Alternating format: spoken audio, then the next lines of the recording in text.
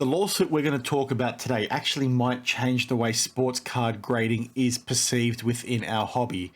It might actually change the benefit that we're getting back from these companies when it comes to them standing by the grade they give your card. And I think it's an important one to keep a close eye on because what I think is currently happening within this space is not good enough, and it's something that I've talked to, many times before. Now, this does in fact relate to a Steph Curry rookie card.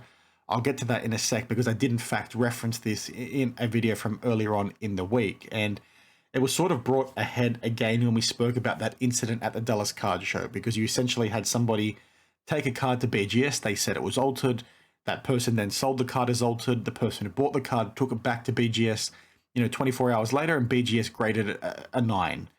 And it's one of those things where you sort of have these graders, not really knowing what they're doing for the most part, right? The fact that you can have a card one day get classified as altered and the very next now get a numerical grade is a bit strange. And there's lots of question marks about what it is they're actually doing. And I sort of referenced the fact that I've talked about this many times where you've got a lot of these graders that don't actually stand by what it is they're doing.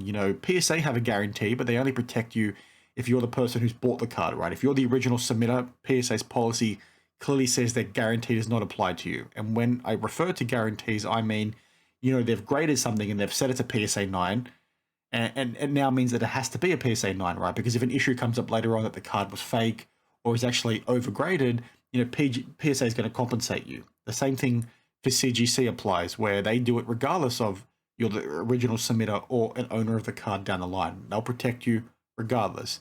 BGS, as an example, do not have a guarantee at all. Their policy does have no mention of giving you a guarantee as a customer, meaning, if they've graded something a 9 or a 10, or they've said it's altered, they're not going to stand by that down the line.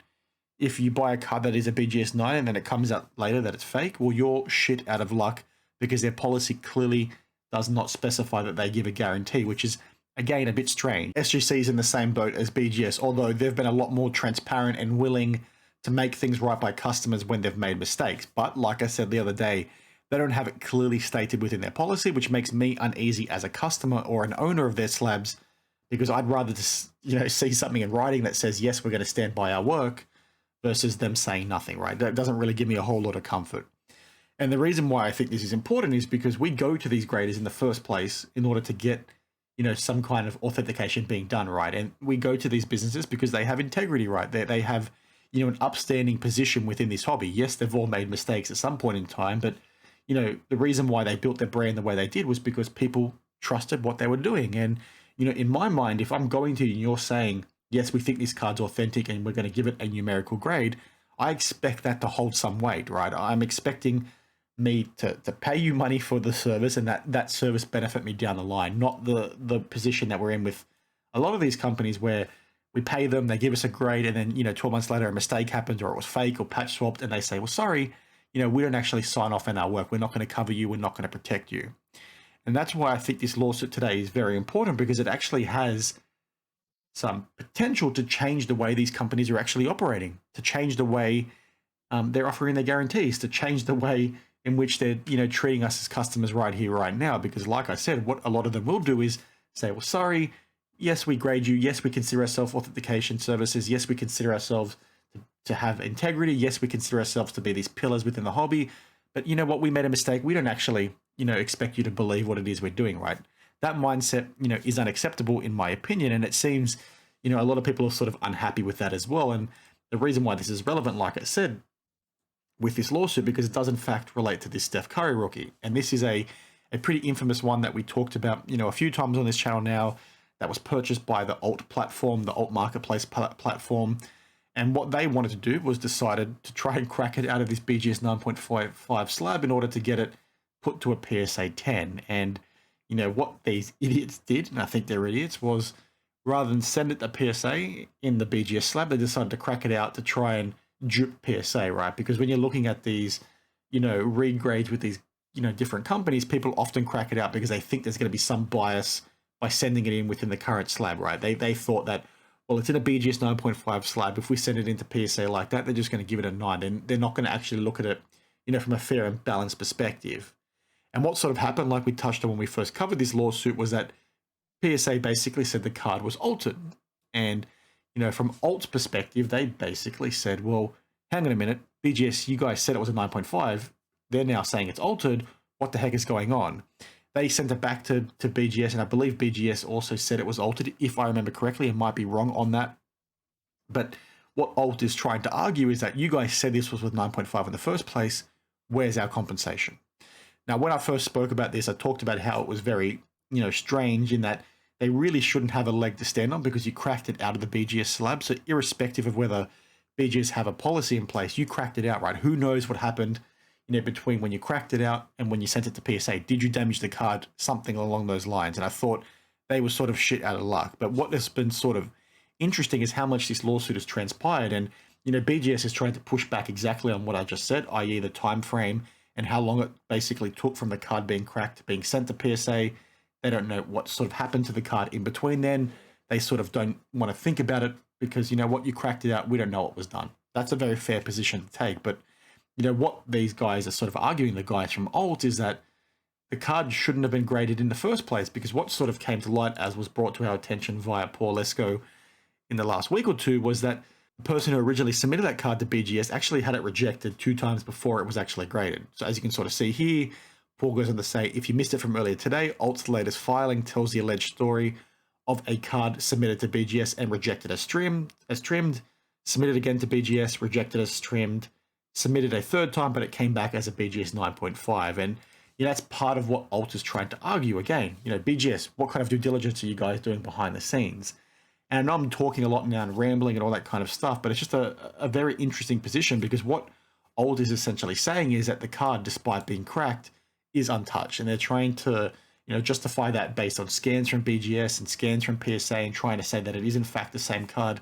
Nothing was done to it between when it was, cracked out of the slab and submitted to PSA, and that BGS should be standing by their original work because you guys are an authentication service. You are signing off on this card as being free from error.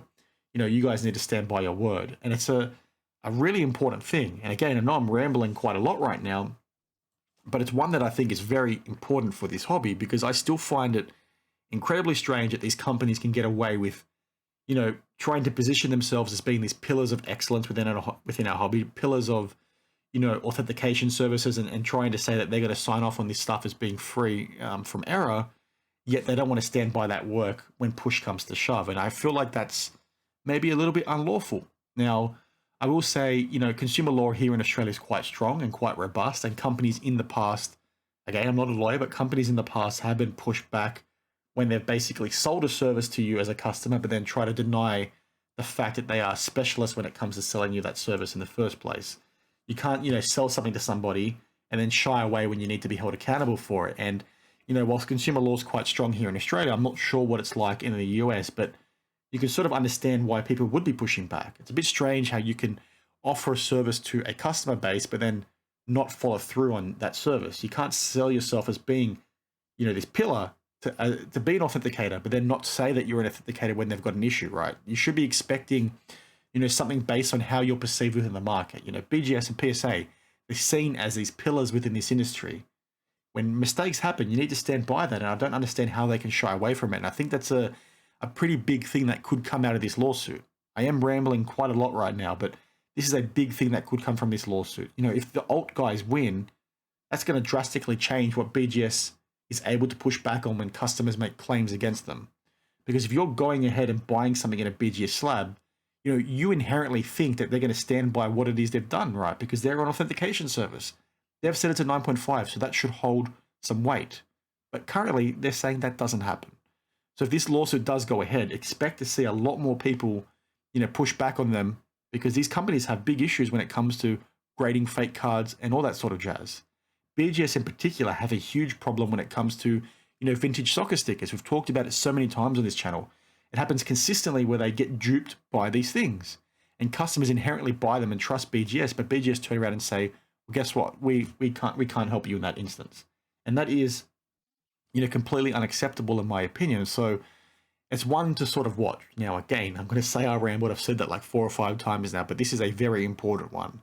Whilst I think Alt don't have a leg to stand on, given they cracked the card out themselves, rather than let PSA do it or let PSA assess the card while it was still in the BGS slab, I think it's still an interesting one to watch, because if these guys can prove that the card was unaltered between cracking and sending to PSA, based on scans and measurements and all that kind of thing, I'm really curious to see what's going to happen next, because expect to see this industry to change if these guys win in this instance and say, BGS, yes, you need to stand by your work. If the court basically comes out and says that, we're going to see, a deck of cards fall pretty hard, pretty fast, in my opinion, because you're all of a sudden going to have a shit ton more lawsuits open with all these people that have been burned with these fake soccer stickers, that have been burned with these patch swap cards, that have been burned with these fake cards, that have ended up in BGS slabs. And, if that becomes a precedent, we might see the same thing when it comes to SGC and also PSA and also CGC. So it's sort of a watch this space kind of thing. Let me know your thoughts down below. I know I probably messed up that whole explanation for the lawsuit and everything, but it's one that I think is just super important. And again, a reminder to all you guys, if you are using these grading companies, know what you're getting into before you go ahead and use them. I don't want to shy you guys away from using these graders or anything like that. I'm not trying to downplay grading. I think it has a purpose. It has value within this hobby and within this industry, but you need to go in with the right lens that's going to protect you. I've talked about this many times. I take a zero cost based approach to my collection, i.e. my collection is funded through the hobby. I only buy cards with the profit and the money that I get from selling other cards. I never use my own money.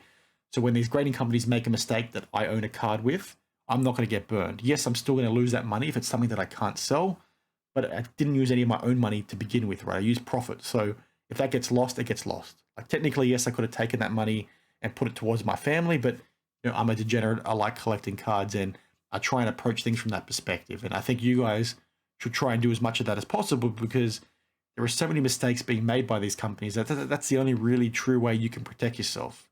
It's insane to me that these companies won't stand by their work. And I'll say it again, that's why I went with CGC for my cards, because they protect you as a submitter. PSA don't do that. So whilst PSA is a better resale value, they don't protect you in that instance. And I want to be as best protected as possible, because some of these cards cost a fair bit of money, and I'd hate to sort of see something to happen overnight where, everything in a BGS slab is now considered altered. It's now considered fake because they had this big systematic scam, right? This is just a hypothetical.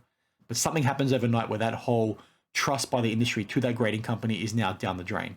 Now, all of a sudden, my collection's worthless. I'm screwed. I want to try and avoid that as much as possible, which is why I talked about this today. So again, I've talked for like 12, 13 minutes now. It's a lot longer than what I intended. Please share your thoughts on this one, because I think it's an important one to talk about. Let me know what you think about the whole alt situation and whether or not you think BGS should be standing by their work. Because I just think it's insane how a grading company can charge you money and then say, what, we don't actually guarantee what we're trying to do. We're just giving an opinion. It doesn't matter. It is what it is. Let me know your thoughts down below on that and what you think about it, and I'll see you guys in the next one. Cheers.